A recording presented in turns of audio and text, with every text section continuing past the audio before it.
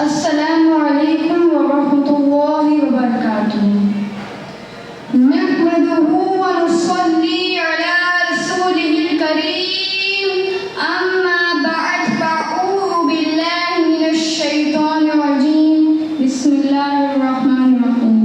میں جس طرح سے درود شریف پڑھا ہوں میرے ساتھ مل کر سب پڑھیں۔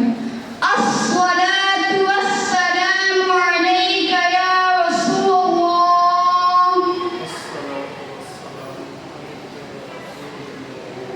الصلاۃ والسلام علیک یا حبیب اللہ،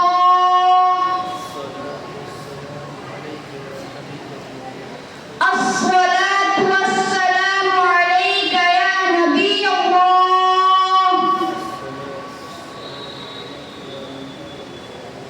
وعلی آلک واصحابک یا نور اللہ۔ پیارے آقا صلی اللہ علیہ وسلم کے پیارے دیوانی، آج میری تقریر کا ٹاپک ہے لفظ ہندوستان کا وجود، سرزمین ہندوستان سے ہمارا رشتہ اور ہندوستان کے فضائل۔ لفظ ہند یا ہندوستان عرب کے لوگ فارس اور عرب کے پوروی شیتر میں آباد قوموں کے لیے استعمال کیا کرتے تھے، اور اسی سے ہندوستان کی اصطلاح اپمہادیپ کے بیشتر علاقوں میں استعمال ہونا شروع ہوئے۔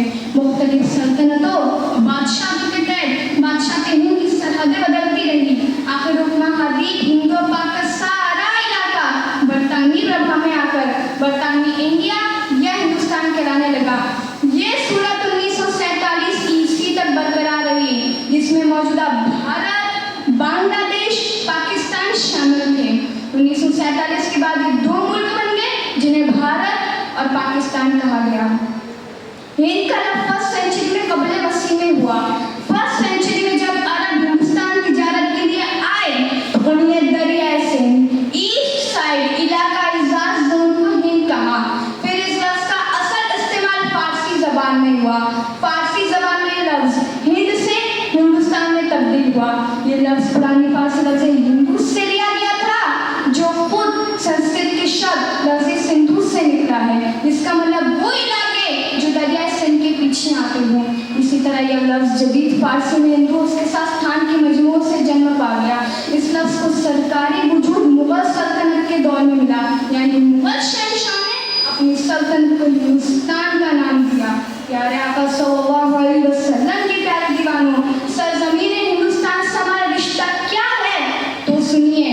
ہندوستان وہ ملک ہے جو ہمیشہ سے مسلمانوں کا آواز رہا ہے۔ صحابہ کرام، تابعین، تبع تابعین کے قافلے اسلام کی پروموشن اور بزنس کے لیے ہند کی سرزمین پہ تشریف لاتے رہے ہیں۔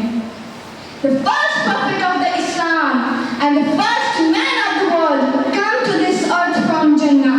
اسلام کے سب سے پہلے پیغمبر اور دنیا کے سب سے پہلے انسان اسی سرزمین پہ جنت سے تشریف لائے۔ سنیے، دھیان دینے کے قابل ایک پیغام، نوٹیسیبل میسج، کائنات جان وجہ تخلیق کائنات مصطفیٰ جان رحمت صلی اللہ علیہ وسلم کا نور بھی پیشانی آدم کے ساتھ سب سے پہلے ہندوستان آیا۔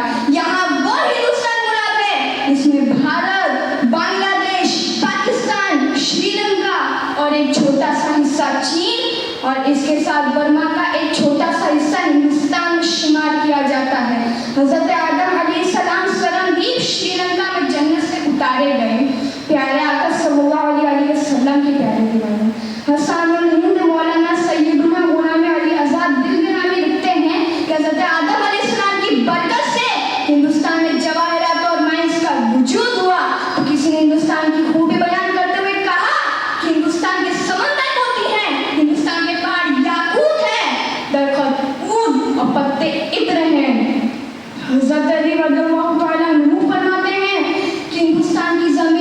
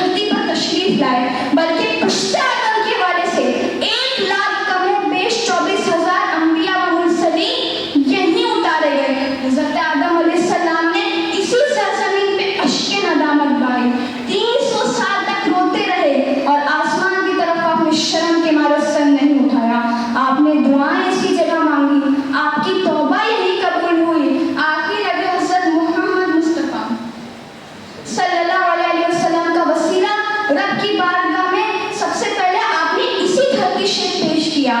प्यारे मुस्तफ़ा सल्लल्लाहु अलैहि वसल्लम के नामे पाक का नारा जमीन पे सबसे पहले यही बुलंद हुआ। बाज़ रिवायतों में है कि हज़रत शीस अलैहिस्सलाम की मज़ार पाक भी हिंदुस्तान में है। फरिश्तों के सरदार जनाब जिब्रील अलैहिस्सलाम एक नबी की बारगाह में सबसे पहले सरजमीन हिंद पे आए।